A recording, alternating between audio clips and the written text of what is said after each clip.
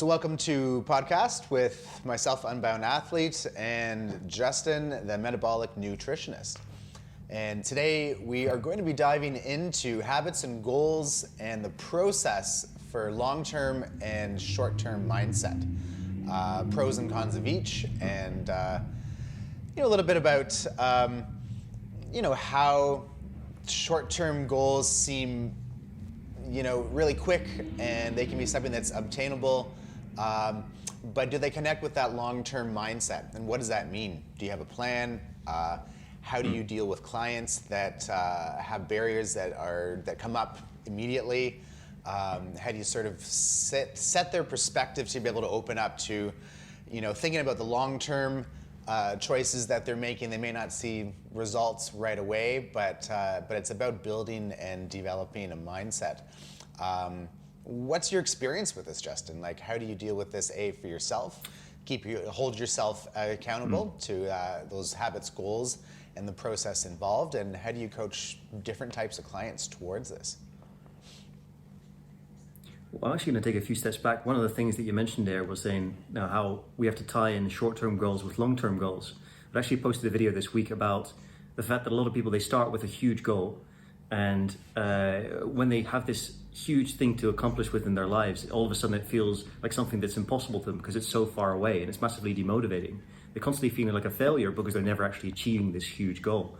And that's why I think it's very, very useful to break up a massive goal, a huge goal, into lots of different, very, very small steps, very actionable steps that you can get these wins very, very quickly and very early on within a client's kind of path towards losing fat or gaining muscle or improving their health. And I think that's hugely valuable, because if you feel like you're progressing, if you feel like you're getting those little wins in very, very early on, then straight away you will want to get more and more successes because you're rewarding that brain for that. Now, the other side of that is that a lot of people just focus on the one small thing and then forget the big picture, that you should actually be aiming for something long term as well, and then progressing towards that. And so what do you find the hardest part for the average person, even for yourself? Is it actually making that commitment to dive into the process, to say, yes, I'm going to jump in? Is it the actual, what happens within that process? Is that where you end up troubleshooting a lot of things, or is it smooth sailing once you sort of dive in? I think for most people, they have the best intentions. They have all these huge goals. This is what I want to achieve. They feel super motivated within the first kind of week or couple of weeks of doing it. And then slowly it drifts off because we get so many different distractions and get pulled in different ways within our lives. I think never more than ever in history have we had more distractions, more things to keep ourselves entertained. And it's so easy to forget that if you want to lose fat, if you want to gain muscle, if you want to improve your health, all of these things do take time. And they're hugely rewarding, especially when all the way along the route itself, and also getting to that not necessarily a final point, but to achieve something, look in the mirror like, wow, I've really gotten there. But it's very difficult to stay on that path long term unless you are constantly reminding yourself of that. So that's one of the things I always recommend people having: a daily checklist, a daily to-do list, something that you're saying, I'm always going to make sure I do these things before the less important things within my life. Something that might be more entertaining in the moment, something a little bit more quote unquote fun, but these are the things that are going to get me the most benefit, and that's what I prioritize in my day. Interesting. I find like getting started is the hardest part. Just making that commitment. For me right now, it's a low carb thing. For a lot of clients, it's dropping body fat. What does that mean? The change and the long-term results seem to cloud the short-term thinking, because they have these big goals and they seem unreachable. You have a good workout, you eat well for one day. It's such a struggle to get through that first day. You look at yourself in the mirror the next morning and you're not quite sure if there's any difference. The long-term perspective and being able to hold people accountable and hold themselves accountable while you're building a mindset, I feel like is, for at least my experience, it's, the long-term goals it's nice to have those there. I find that they often change as you dive into that process. So somebody might want to have some crazy lifting goal or a full six-pack or something like that. And when they actually dive into the process, I find sometimes the goals, they are there and they do keep chasing after them, but I do find they get changed, or they adapt to the person's actual lifestyle. And I feel like sometimes setting goals, for myself at least, and I have a lot of clients, same experience, you set them, then you get feedback within the first couple months around like, is this actually a obtainable goal? And B, is your lifestyle able to support it? So sometimes goals that I really want end up being 3-month goals, but they actually in reality are more 6-month goals. And I feel like the process of setting goals in terms of the realistic expectations can help to calm people's minds, because they want everything right now, and if they put it in the future, it's like if you finance a car or something, right? I want this big crazy car, that's great. Oh, I can make these payments. This is what I want. I don't have to worry about it. I'm going to push it off into the future, and then that gold mine becomes something that you can obtain now. But the process around that, I feel like, is a real check-in process, because then people really dig into the day-to-day stuff and figure out, okay, well, what is something that they can grab a hold on and chew, and also the speed of change in their body too. Some people react really well to really intense goal setting and really regimented lifestyle. Some people need to have that done in a slower way so that they can get a sense of what they can achieve. And to me, that brings it back to the short-term goals. So, yeah, I don't know, like, what do you find is a really useful short-term goal that helps to be able to connect where they're actually at in their lifestyle and the speed of how they do things and the amount of stress factors? So there's a short-term goal, but then they're able to still see the long-term perspective, if that makes sense. Mm-hmm. Mm-hmm. Definitely, absolutely, that makes perfect sense. And I think little things, and we always talk about the absolute basics, just kind of taking off from this, like making sure you're drinking enough water for the day, or tracking your workouts throughout the week as well. Strength is one of these things that grows very, very quickly, especially at the beginning stages of your when you first start lifting. That's why it's a wonderful thing to track within that as well, because you quickly get these wins where every single week, every single workout, you notice your workouts getting stronger and stronger and stronger and stronger. And that's why it's very useful. I think weightlifting should be in anybody's journey. If your goal is whatever, it's just losing fat or gaining muscle or improving your health, adding that in has a ton of benefits psychologically, but also for your health as well. No, absolutely. It's one of those things that needs to, a lot more people need to add in, without the kind of the idea that they're going to turn into this huge person if that's not what they want to do. It's it's neat. Like I find that when you set short-term goals that are more logistical, so for example, okay, we're going to cut carbs for a week, Monday to Friday, and on Friday you're going to celebrate, so there's a reward. And I feel like to get people on track, there needs to be some sort of a reward for a lot of types of personalities. Different people are motivated in different ways, but I find when people say, okay, well, somebody can't get their mind across cutting carbs. They say, okay, take out grains and rice and breads and starchy vegetables and that kind of thing. People just can't get their minds around that. It's too big of a change if they've been ingrained in unhealthy eating patterns, or just working around the same thing over and over again. And usually what works is I say, try to do it for 2 days. It's not going to kill you. Try for 2 days and see how you feel. Once people get over that initial choice to make that commitment, day one, they made it. They wake up the next morning, they're like, well, that wasn't so bad. I feel okay. Maybe I'll do it again tonight. Okay, this will be the second day, and then I'll see how I feel the next day. They do it a second day, and all of a sudden they've done it a second day, and then they feel like usually 2 or 3 days, the initial drop of cravings starts to happen. The mindset starts to change. Their hormones start to change a little bit, because if it's a carb thing, for example, they're not impacting their body with so much blood sugar and insulin and false readings of energy that goes up and down. So I find energy smooths out, and then they feel often empowered, and then they decide to do it for the rest of the week. So short-term building in these little mini blocks, because I work with a lot of people that can be really stubborn, and I'm sure it's not a reflection of who I am whatsoever, but if you give them a reward, like a short-term reward in terms of the end of the week, then on Friday night, go ahead and have carbs. Go and have a couple glasses of wine or something. And what they've done is they've built a mindset in a short term, right, that is going to be a building block to be able to create a long-term goal. And I think when people set a goal 6 months, 12 months in advance, they don't really know what that means, And I feel like, the job that we do is imperative of sort of setting that trajectory, setting that journey to be okay. It seems like it's super long. You may not know what it means, but it's actually a huge length of a distance that you need to travel in order to reach that end result. But it's made up of little chunks. So I feel like when people can take off little bite-sized chunks, they can understand it a little bit better, as opposed to, here's your plan for the next 12 months. It's going to be hard. It's going to be a lot of sacrifice, a lot of work, lifting, eating, that kind of thing. And sometimes that works for certain people, but I find smaller bites are something that people have an easier time chewing, whether it's a weekly thing or not. And basically everything that we talked about so far can really be broken down towards emotions. And this is one of the biggest reasons why, say for example, you're going to be changing your goal or moving your goal up, saying like, okay, I was originally going to take 3 months to do this, now I'm going to take 6 months to do it. Question yourself why you're doing it. Because quite often we make these changes based on an emotion that we're feeling. And is it truly because it's going to get a better benefit because we've managed our expectations, it's going to take longer to do that, we're going to get a higher chance of success if we actually take more time to do that?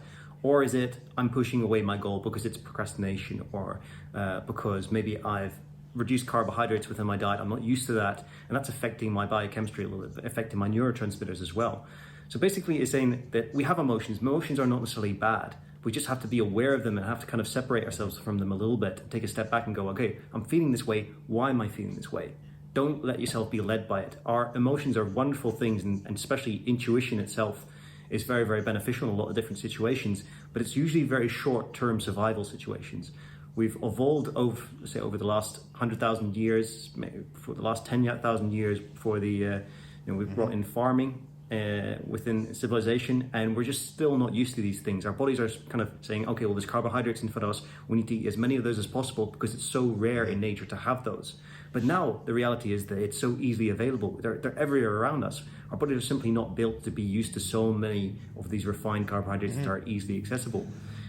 So just, I think that's a huge point as well, to say, apply a little bit of stoicism in your life. Be aware of your emotions, a little bit of meditation. These kind of practices, they sound quite spiritual, but if you apply them towards your life, you can get huge benefit from applying them, because you're not getting led away by your emotions. You're going, oh, I'm feeling like I really want to eat something, but that's not the end of the world. Just because I'm feeling that way doesn't mean I actually have to do it. Totally. Yeah. Well, I've been teaching classes in meditation for the last 10 years, and that's one of the major points that I hit upon, is that there's a difference between being in an emotionally reactive state, when you see something and you react, and people get into a fight or flight, or they need to do something, or they get stressed, and there's a disconnect because it's not conscious always, but they allow that to happen, versus the recognition of the emotion. Oh, I just got frustrated. Oh, that person just pissed me off, or oh, I frustrated myself because I didn't hit this goal, right? And I find when people get into that emotionally reactive state, they can derail themselves, and that derailing is something that kind of operates as like a demotivator, because in essence you're your own best friend, but your own best enemy as well too. The emotional state is huge, totally. And I think like touching upon what people are actually craving around carbohydrates, because I encounter the same thing with clients. It's like cutting carbs for people is like a lifeline. It's that unwinding in the evening. It's their ability to get some freedom. And I think by you mentioning what it is that correct emotional position is what people are craving, because they're scheduled through the whole day. Most people, they have a regimented life. Everything is sort of planned out. And then all they crave is freedom in the evening. What can I do in order to wind down? And that's actually biologically a very important process. I think people look at myself, and you're probably the same thing, and they think that we have these perfect lives, and we don't get into emotional reaction. We're done work, and we'll go into some meditation. It's so easy. So easy for you. It's not. You don't understand how much stress I have to deal with and this kind of thing. But so what we're trying to do at the same time is eliminate carbohydrates, for example, if we're going to stay on that kind of topic, because a lot of the eating, a lot of the going out of control and stuff happens, at the end of the day, when you're off the clock, things are not really being checked up on. It's late at night, you go have another bowl of whatever, get some granola and some sugar, or whatever happens to be in whatever country you are. In Canada, it might be some maple syrup or something. And what do you recommend for clients in order to have a really good unwinding process? To recognize that their body is craving something. Immediate satisfaction would be carbohydrates, because it creates serotonin in the brain, which is the happy, feel-good chemical. But what's an alternative? Because I don't like to remove things. I like to remove something but add something else, so that they aren't actually lacking anything. They still get to build, but they get to build in a healthier way. I think most people are massively overstimulated with a lot of different things throughout life. And this is a huge issue. And you notice this when you go on a zero carb diet or a very low carb diet, and you cut out a lot of things that are sweet from your diet. And the very first thing that you try again after you stop that, say for a month you don't eat anything sweet, and then for after a month you bring something like that in, and just a little bit of fruit, just a slice of apple or something like that. And the flavor is 100 times more intense than anything else that you tried before. And it's such a shame that people never go throughout their lives actually realizing how good the food tastes that they do, and that they need this overstimulation, that they actually get this kind of, all they taste is this overly strong sweet taste rather than everything that's within the food as well.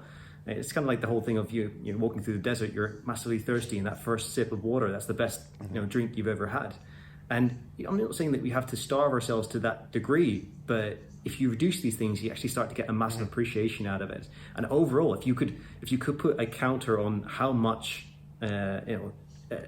happiness or enjoyment you get out of things, if there was a way we could quantify it in a number, the total cumulative number that you would get out of life, if you actually reduce these things and fully appreciate them and take them in smaller amounts, that's a much higher number over the rest of your life. And that's very hard for people to realize. And it's the same, if you should compare it really towards drug addicts, because people are addicted to sugar. They say like, oh, I could never cut that out.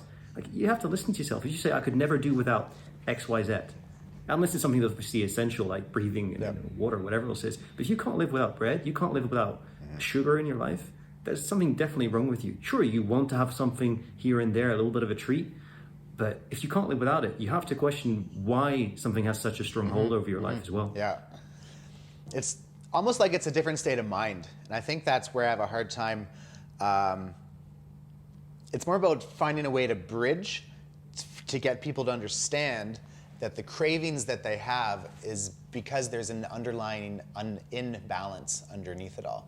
And I find that imbalance can be, it can be a false sense of energy.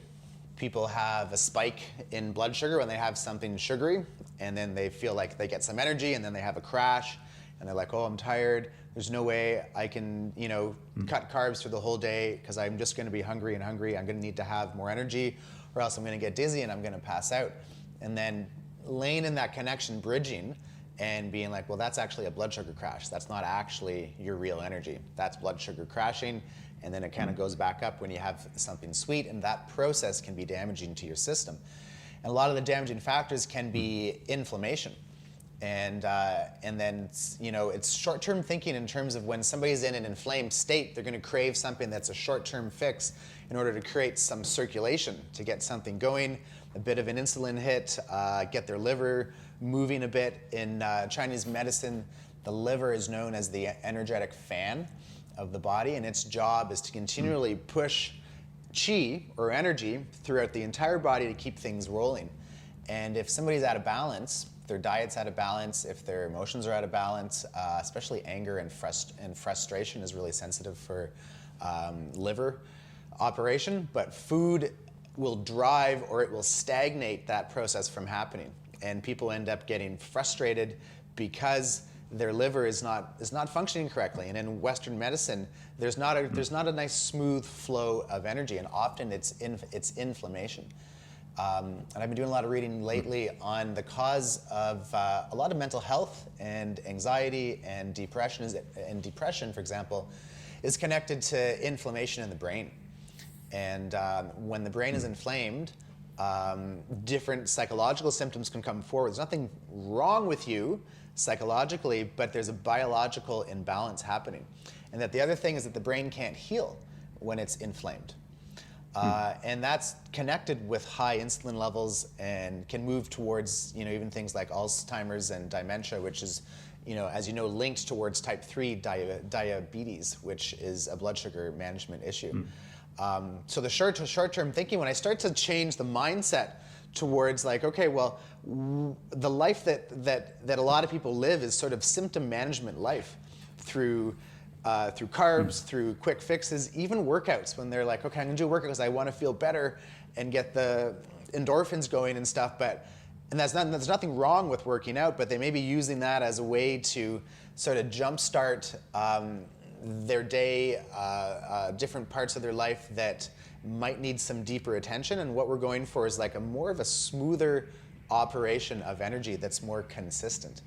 And a lot of what I feel like a lot of people need to understand, that when you cut carbohydrates, for example, for certain goals, but also for a lot of health reasons, the next morning when people wake up, I find a lot of the clients are not inflamed, that they have a better state of mind, they're less brain fog, the joints are less sore, everything seems to move a little bit quicker and smoother. And then a lot of those symptoms that they feel like they need to have the stimulants and the sugar and the coffee and stuff to get things moving, those symptoms just aren't really there. So I find it gives back, but the education needs to be on what you're bringing into your life is a different mindset. You're not taking anything away. This is actually something that gives back to you in the short term, but also the long term as well too. Because when we're in a state of inflammation, it's very hard to hit goals. I can't drop below a certain state of body fat. I can't work out nearly as much to hit certain goals if I'm, working out hard during the daytime and then hammering back a bunch of foods that aren't optimal for my system. I can't sustain. So it brings it into like a long-term sustainability. Yeah. What? Go ahead. And we really have to watch out with these things, because basically we have all our actions in life, all our choices in life, everything has either it's a burden on the body or it nourishes the body. And we can't go through our life only doing things that nourish our body. It's impossible. There's always going to be burdens, always going to be strains. We're always going to have, some days we have to stay up late. Some days we're going to have food that's not the best of us. Some days even things like workouts. Our workout is a burden on the body, but it's a positive burden.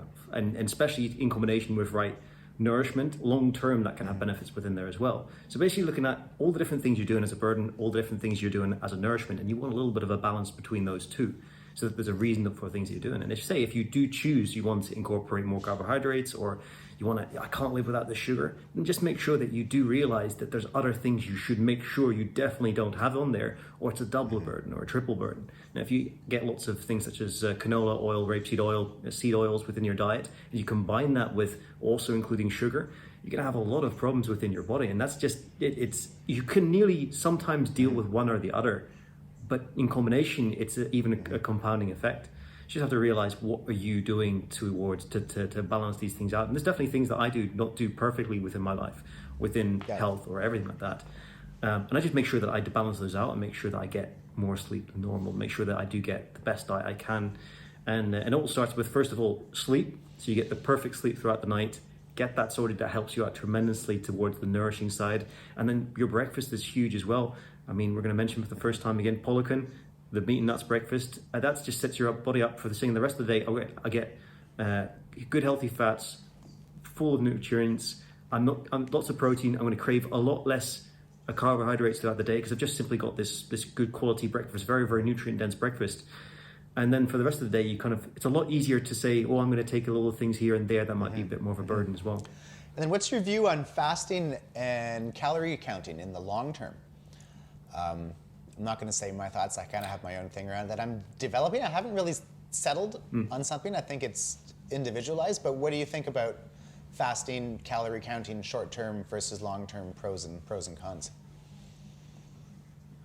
Calorie counting, I think it's a wonderful thing to do if you've not gotten used to the amount that you should be eating. So say if you do it for the first 2 or 3 months, you just put MyFitnessPal on your phone, track everything that you're eating. After 3 months, you know exactly how many calories are within a thing. You don't even have to worry about it or think about it. It's internalized that you know kind of the portion sizes you should be eating for each meal and throughout the day as well.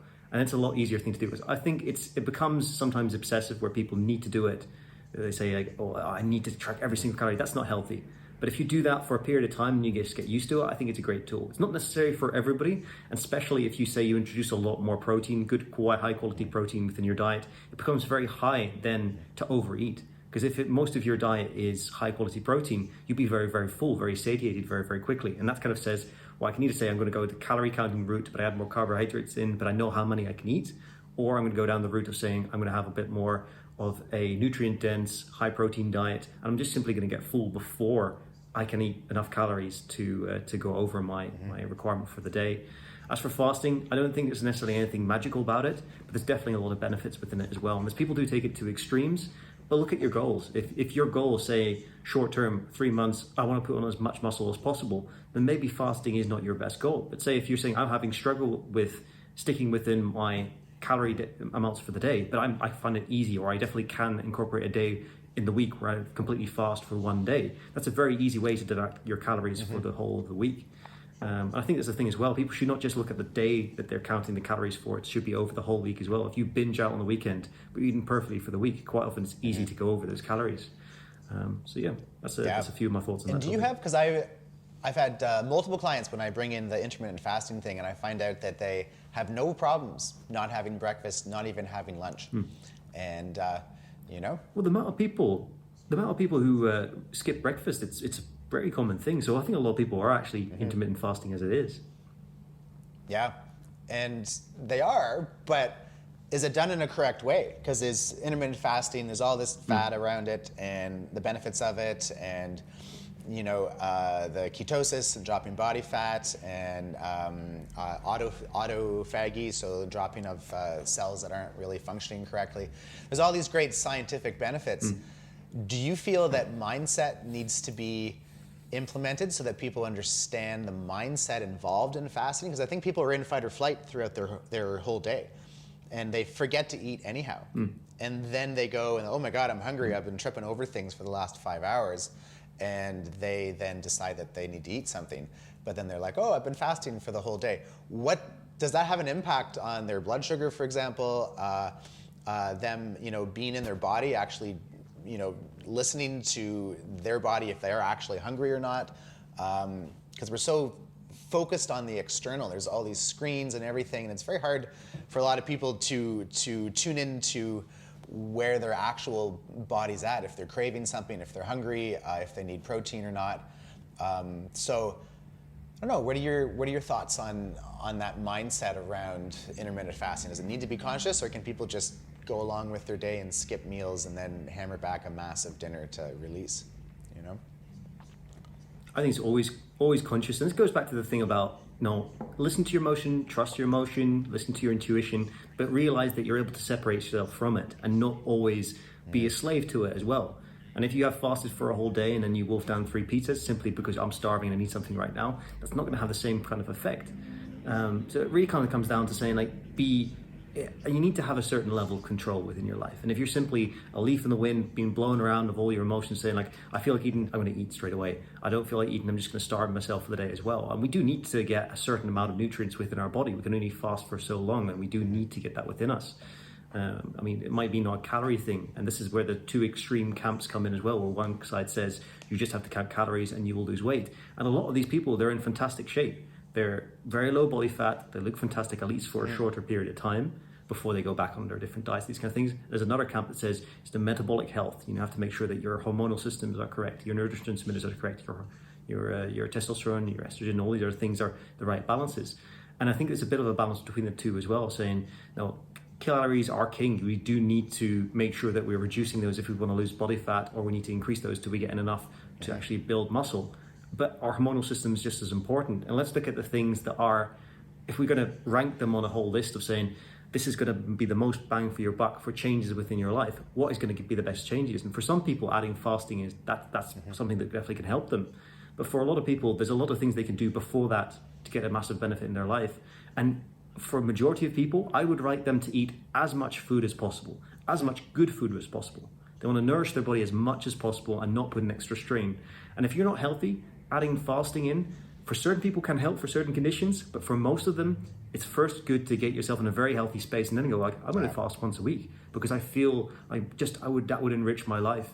And it's sometimes too much too soon. But this is where it all comes in. You need someone who is knowledgeable in that, who's done that for 10 plus years, who's been training people in this over and over again and knows exactly when to pull you out of a fast or to stick you on a different type of diet and kind of adjust these things.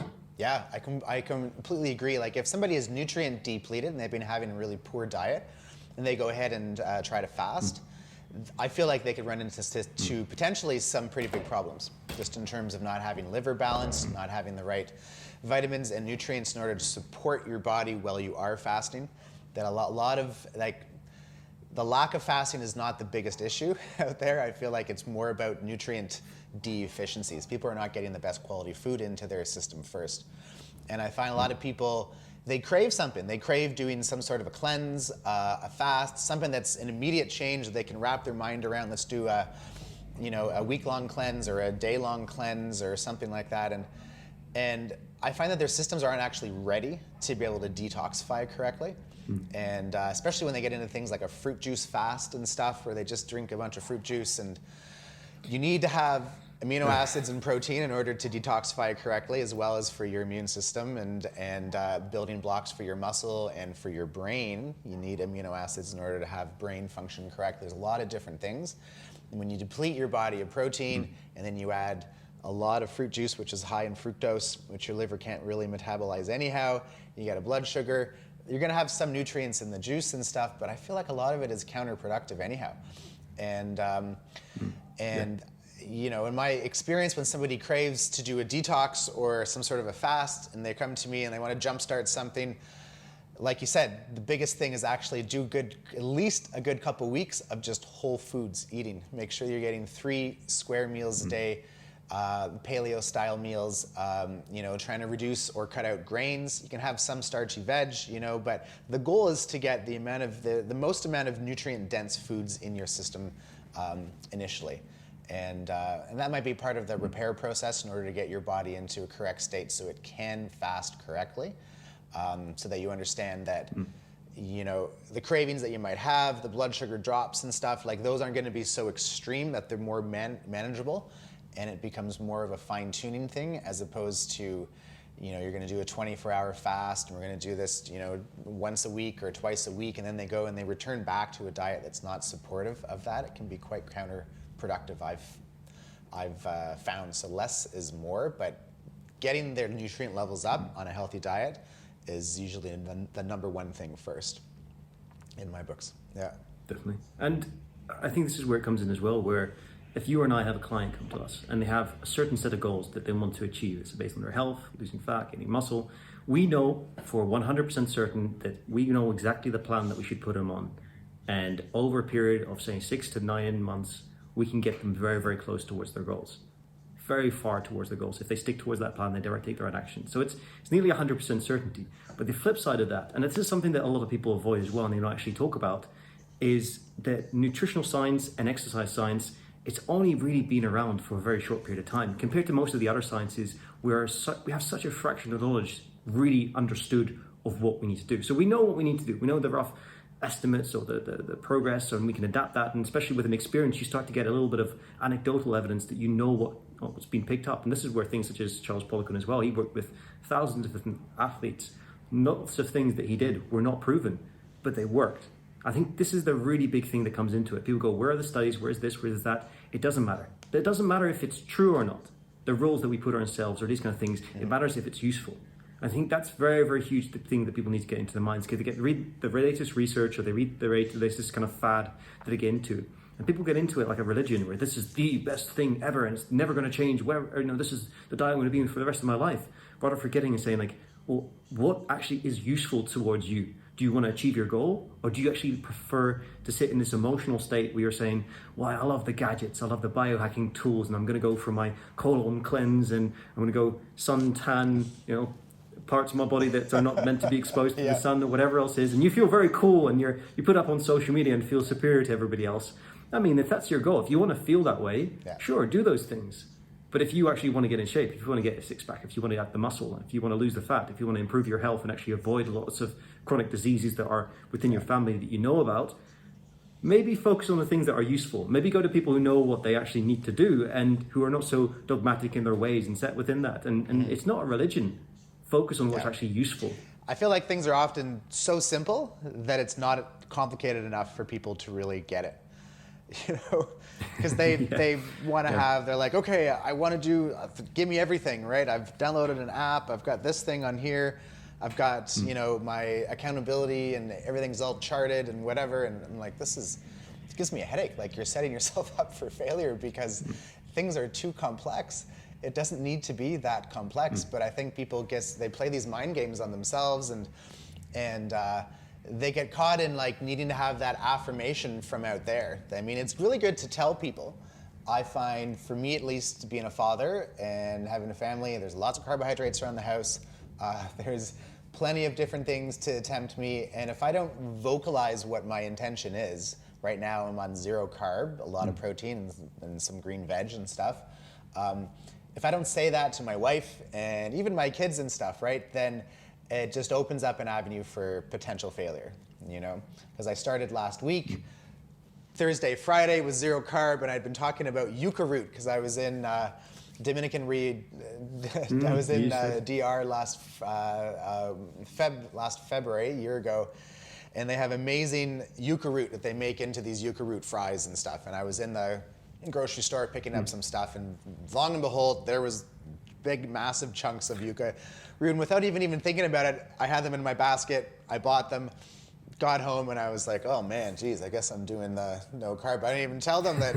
So then I cooked them. Nobody even liked it. And I had about 2 kilos of yucca root that I needed to eat, right? It was delicious. But then when I reset on Monday, and it's now Friday, so that's a whole week, I've done 0 carb, a little bit of dark chocolate in the evening and stuff, and I find overall net carbs are super low. Vocalizing it, letting people around my environment know, there's an element of accountability there. And I find that it's great just to sort of set that tone out there in the environment. A lot of people get tempted by, you know, who they live with or work colleagues or going out to lunches or dinner, and that is enough of an issue that they don't even feel like they could accomplish it. And I feel like, you know, people feel like their choices in order to be healthy get in the way of other people. And that can very easily tune to an excuse not to do it, or setting themselves up for failure if they don't even state it. Because then all of a sudden they have that on their plate, somebody gives them whatever, and then there's this whole kerfuffle that they get into. Do I eat that? Is it rude? Should I blah, blah, blah? Am I gonna impose myself by saying I'm doing a healthy diet and stuff? So I think keeping it simple and just being in terms of how you communicate it. You're like, yeah, I'm not doing any carbohydrates. I'm trying to clear, you know, whatever it is for you. I'm trying to get healthier. I'm trying to drop body fat. I'm trying to drop my chronic disease markers, you know, et cetera, et cetera. At least you're setting that tone. I feel like some people need to have those, back to those gadgets and those widgets and the apps and the calorie counters and stuff, just to sort of have a bit of a jump start. And I think that's totally fine for some people. But it does come down to it being an individual journey. This does have to do with you and your internal process of making those decisions on your own, and how much of your emotional state are you going to allow yourself to get caught up on? Is that something that you can control, or is it something that you allow to get in the way? And that dovetails into a whole bunch of other discussions into habits and lifestyle and emotional stuff, etc. But for me, the take-home message when I try to bring in this is a healthy mindset, it's a healthy lifestyle, is that it's a mindset that gives back, that this is something that you're not depleting anything. This actually gives back to you in the short term and gives back to you on long term. You're going to have cravings, you're going to have these things. And I feel like one of the biggest, when I was doing a big fasting journey in the summertime, and I was doing one big meal a day, the warrior diet, fast for 24 hours, and for most of the time it was pretty good, but I did have a few good days there where my cravings were through the roof, and it was intense. I was just craving hard, and it did not matter how much protein I ate, I was still craving carbohydrates, something, whatever, and it just would happen every other day. It could be different reasons for it, but one of the best pieces of advice that I got was to embrace the hunger. That, If we look at it in the ancestral eating way, if a tribe did not have any food, would they just sort of crumble down by a rock and have pity on themselves and just be like, oh, I'm really hungry, I really need something now, this is really bad, I'm crashing, Or would they embrace that hunger as a tool to focus and be like, okay, this is okay, we're not going to die, we're going to need to do some hunting later on, but the feeling of the hunger that comes up can often bring in a lot of a survival or fight or flight emotion, and that can run awry, that can run amok and get just out of control. And I find the embracement of that, owning that, bringing it in and say, okay, no, the hunger is something I'm going to use as a tool to focus, is often a nice little key and lock to sort of unlock that mindset of, okay, yeah, hunger is a natural process, it's fine. Are you actually in survival? Not really. Can you push on through? Probably. It has to do with the mindset. So I don't know, what do you do to deal with cravings? Like, do you have cravings, Justin?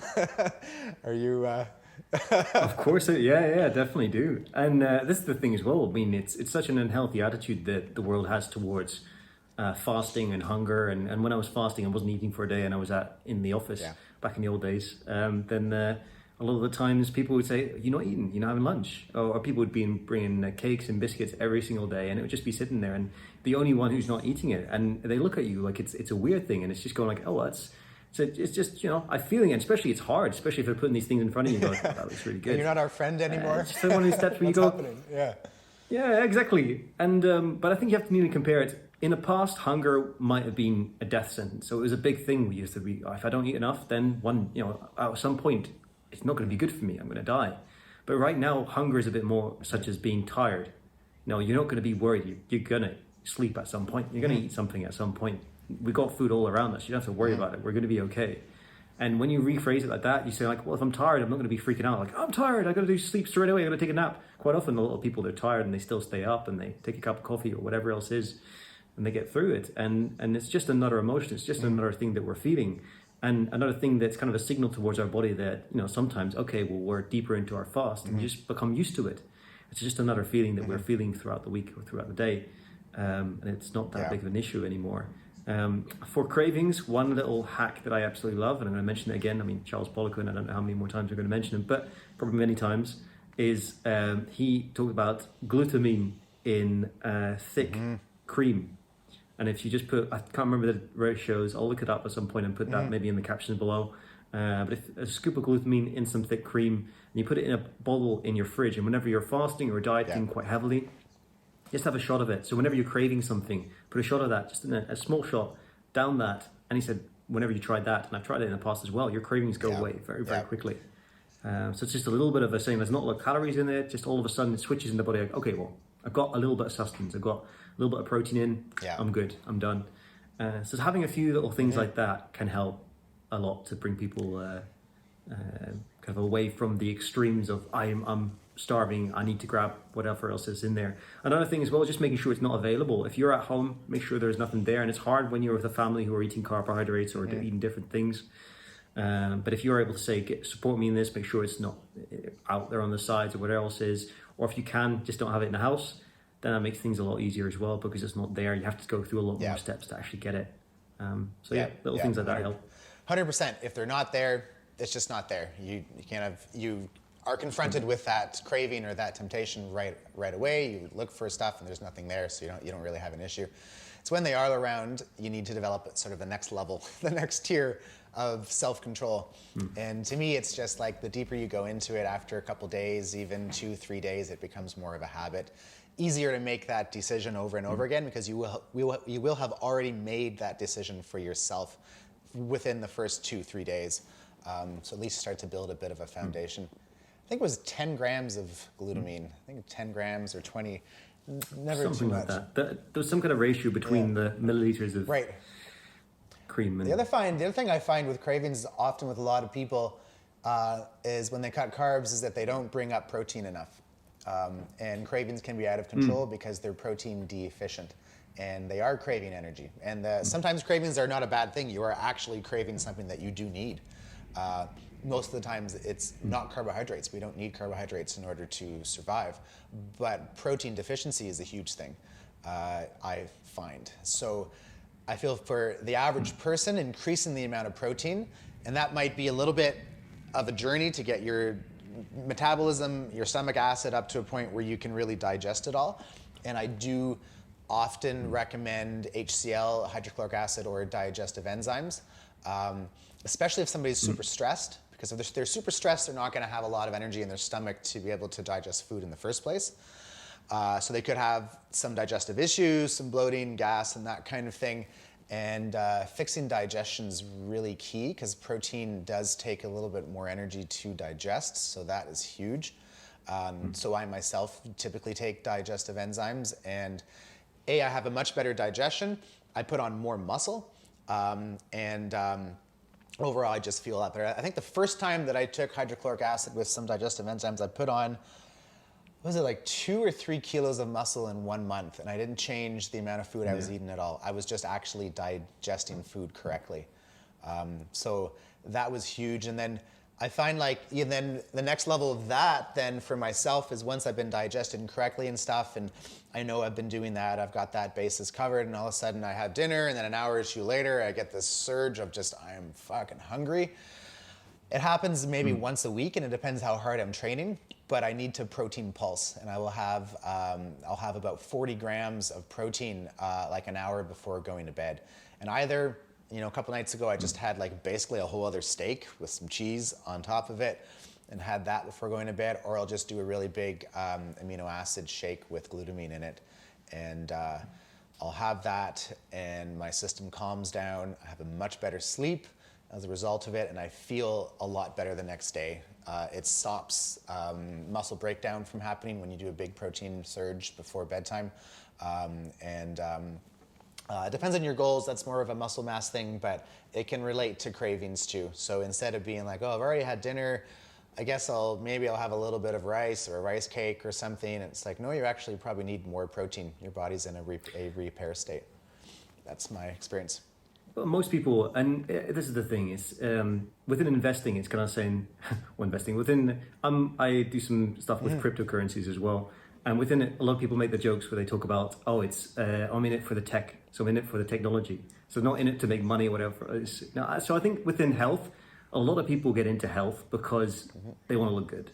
If we really admit it to ourselves, yeah, sure, we're in it for the health, this and that. But most people do want to look good. And one of the most important things to make sure that your skin, your hair, everything within you, your muscles, you're losing fat, you have muscles in the right places, all these different things, it all comes down to protein. If you're deficient within that, your hair starts to thin, it starts to get, your skin starts to get issues within it as well. And it's just like, if you want to stop aging, if you want to look your best, protein is your way to go. And then the added bonus from that as well is that you're going to look, be a lot healthier on that side as well. So I think that's huge, and it's, as you said, most people are deficient in it, and even if you eat a lot of it, you're not processing it as well. And something I've started to do is, Solgar do these digestive enzyme tablets, and they're these hard tablets rather than capsules. So I cut them in 4, and just simply every single meal, I just have a little bit of a digestive enzyme, a quarter of a digestive enzyme with it. Even if it's not necessarily a big meal or whatever else is, I just find that I get a lot more out of my food by doing that. And I prefer just a small dose from that. And if there's something that, say, it's harder to digest or something I'm not meant to have, if I go out to an event or something like that and there's a piece of cake there, I'll have a digestive enzyme, and you can always have something like activated carbon before and after as well to kind of wrap it in there and absorb as much of the things within it. And your body kind of will absorb actually less from it as well and help break down it as well. So there's little tricks like that can help out to minimize the negative effects and get the best. That's super cool. I never thought about using the activated carbon charcoal to absorb carbohydrates. That's kind of a it's just a lot less. Yeah. Wait, this is the thing. If you take it with all your food, you're going to absorb less nutrients. So if you take it with bad foods, you're going to have less of an effect. But people hear that and then they start to use it as, well, I can eat whatever I want as long as I eat, there's just what's called the activated carbon with it. And that's not something either. You don't want to then just go.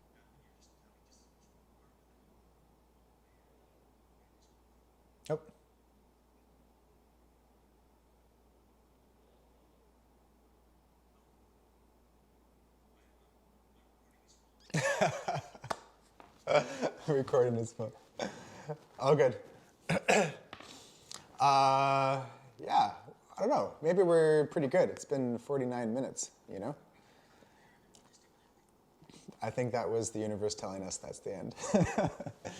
We can do an ending from here, eh? Yeah. Yeah, totally. Well, that's fantastic. I feel like there's some really good nuggets in this particular podcast of just different tricks of the trade, and it's always going to be a bit of a different process for everybody, but it's the journey that counts, it's the process that counts. It's developing the mindset, and as much as the goals are physical, I feel like the mindset and often the hidden goal and the caveat or the silver lining is that you're actually, I feel like it should be a goal to develop a real sturdy mindset so that you can empower yourself to know what that journey is in order to obtain goals. Very easy to set goals. It's relatively doable to achieve them with the right mindset, but I think the process is the biggest takeaway.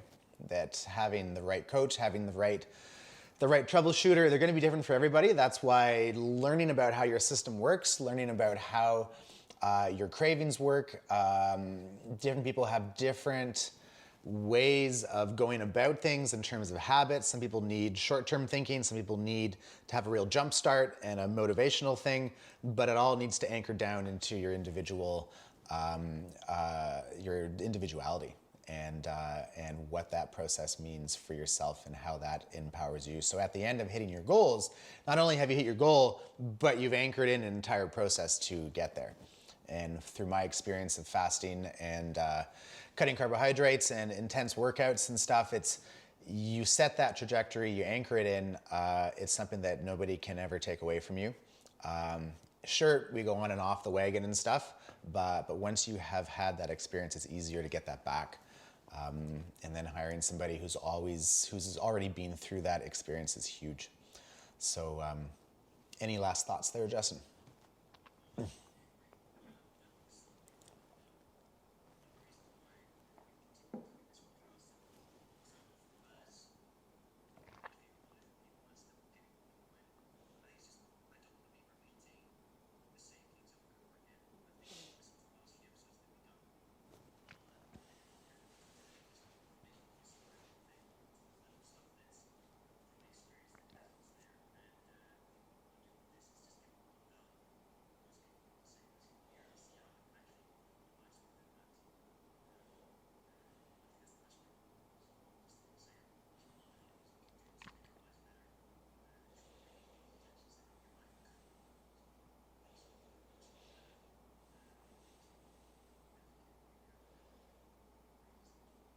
Yep.